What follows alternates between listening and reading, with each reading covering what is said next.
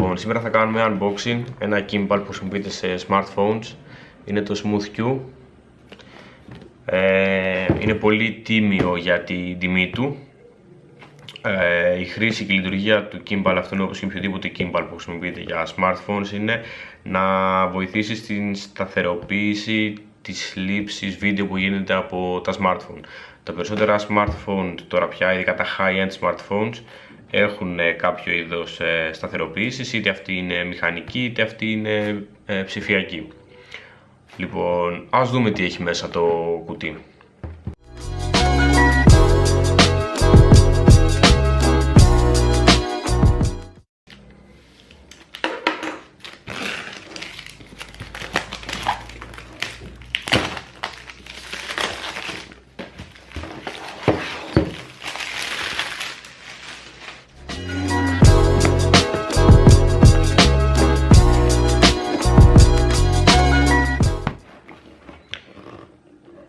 Λοιπόν, βλέπουμε μέσα στο κουτί ότι υπάρχει κατευθείαν η τσάντα, η θήκη μεταφοράς του gimbal, η οποία είναι αυτή εδώ, και είναι ήδη τοποθετημένο μέσα το gimbal, οπότε ας ανοίξουμε να το δούμε και στη συνέχεια θα προχωρήσουμε στο τι άλλο υπάρχει μέσα στο κουτί.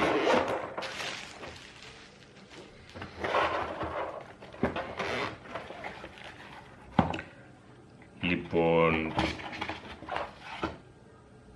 το gimbal μας είναι αυτό εδώ πέρα.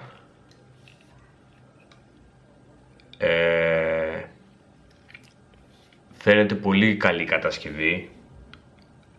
Είναι αλουμίνιο και πλαστικό, αλλά δεν σου έρχεται σε καμία περίπτωση η πεποίθηση το ότι αυτό είναι φθηνό υλικό. Αντίθετα, μάλιστα φαίνεται πολύ premium.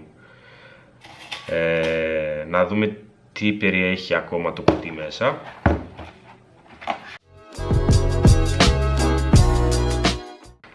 Λοιπόν, στο κουτί μέσα έχουμε οδηγίες στα αγγλικά. Έχουμε ένα micro USB, το οποίο είναι για να φορτίσουμε το gimbal.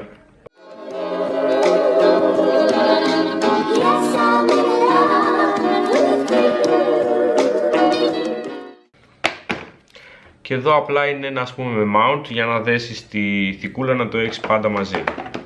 Λοιπόν, αυτά είναι μέσα στο κουτί όλα.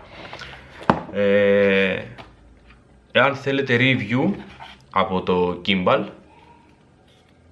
απλά σχολιάστε και θα φτιάξουμε ένα βιντεάκι το οποίο θα περιέχει και πώς το gimbal λειτουργεί με το τηλέφωνο πάνω, αλλά και θα δούμε και λήψεις. Θα δούμε κάποια πλάνα με το gimbal, να δούμε αν όντως αξίζει η αγορά του.